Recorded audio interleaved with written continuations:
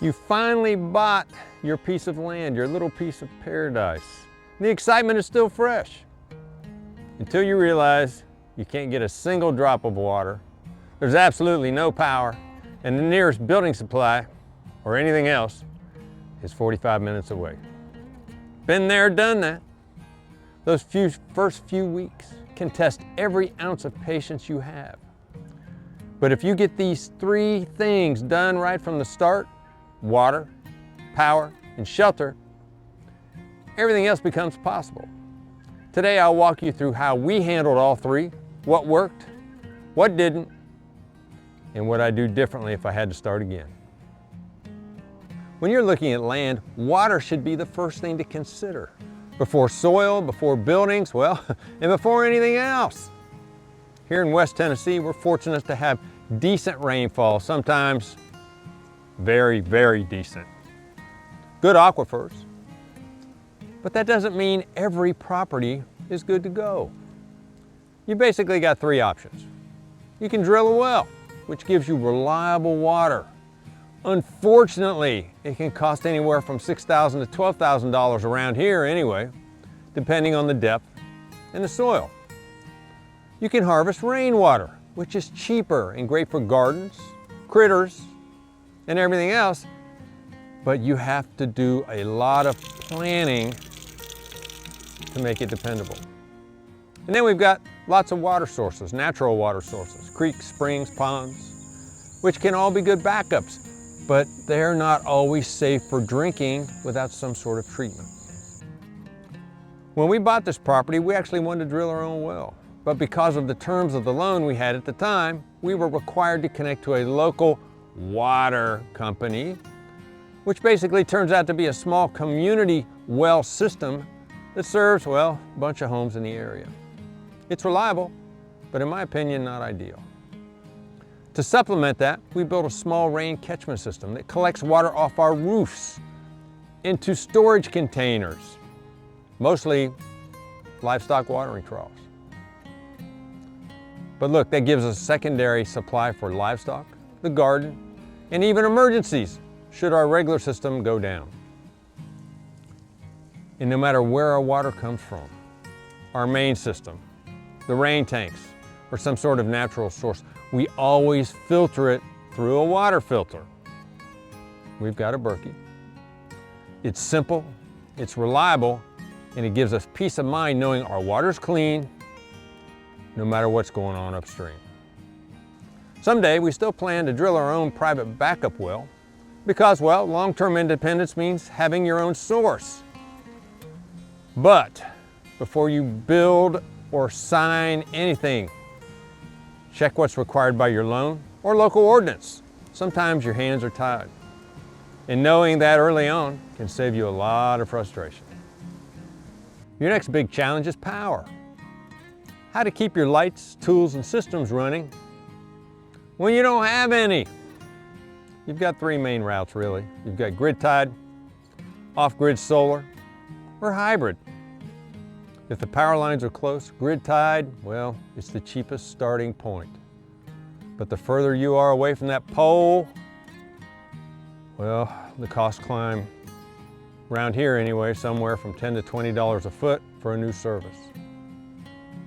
Off-grid sounds romantic until you're out there in the rain or sleet or snow, troubleshooting charge controllers or cleaning solar panels just to keep the lights on. It takes planning and has major upfront costs. But done right, you can pay for itself, well, in just a few years. Here, we run a few hybrid systems, like our EG4 mini-split units that run exclusively on solar during the day, and then we switch to the grid at night. That balance saves us thousands every year while keeping things comfortable. When the sun goes down, the mini-splits go off, and we heat with wood. We also run a separate solar setup just for our critical systems, the freezers, refrigerators, and a few other essential systems. So even if the grid goes down, and it does go down, those units stay powered and everything we have stays safe. And out here, golly, does the grid go down. We've been without power for a couple of weeks at a time after major weather events. And that's when you realize just how important it is to have a backup plan. Our backup is a PTO generator that runs off the tractor. It's not tied directly into the house full time. We hook it up only when we need it.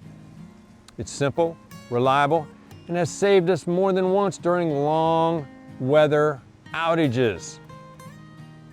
It also gives us portable heavy-duty power for big projects the solar generators just can't handle. Things like running large power saws or powering equipment out in the field, far away from any outside power. If you go that route, make sure you've also got plenty of fuel on hand. Because when the power's out and you're potentially stranded for days, that diesel fuel becomes gold. We also have a solar generator for smaller portable needs. It's perfect for running small power tools, charging devices, or sometimes bridging the gap if the main systems are offline. And for heat, well, we've kept it simple. We've heated with a wood stove for over 30 years, using timber from right here on the farm. Before we ever had solar, that wood heat saved us more than once during winter weather, ice storms, and tornadoes. Look, these days, our mini splits handle most of the heating during the day, and when the sun's not out, we fire up the stove. That combination has cut our wood usage nearly in half, while still keeping the house warm and very comfortable. That stove has also done more than just heat the place. We've even cooked on it from time to time when the power's been out. It's reliable, renewable, and frankly, there's something satisfying about staying warm and cooking a meal with food and wood that you grew and cut yourself. Between that and our solar systems, we've built real energy independence, one piece at a time. Once you've got water and power handled, the next step is shelter.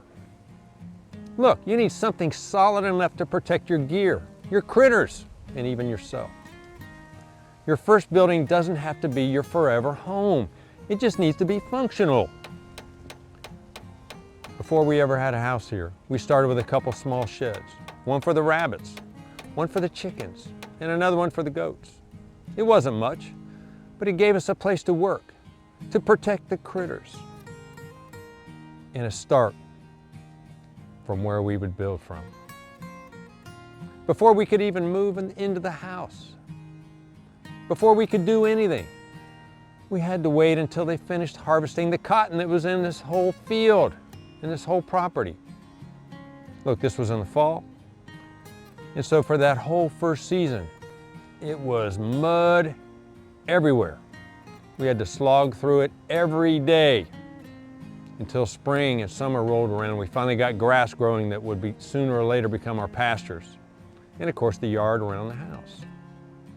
It wasn't easy, but that's how most real homesteads begin, one muddy season at a time. This is not a turnkey thing, especially if you're trying to do it on a budget. Some folks start with a shed to home conversion, others with a pole barn, some with a mobile home, whatever, it doesn't matter. The point is to get a roof up fast so you can store tools, stay dry, and start working the land. When we built our first barn, it certainly wasn't fancy. It was a simple structure, but it changed everything. It gave us a base to work from, a place to keep feed dry, and somewhere to catch our breath at the end of a very, very long day. If your land is raw, check your zoning and building permits before you build. Some counties allow temporary or agricultural structures right away. Others require permitting. Ask questions before you start. It's a lot easier than dealing with fines later. Every homestead begins with the same three things: water, power, and shelter. Once you've got those, everything else starts to fall into place. The gardens, the livestock, the orchards, they all depend on that foundation.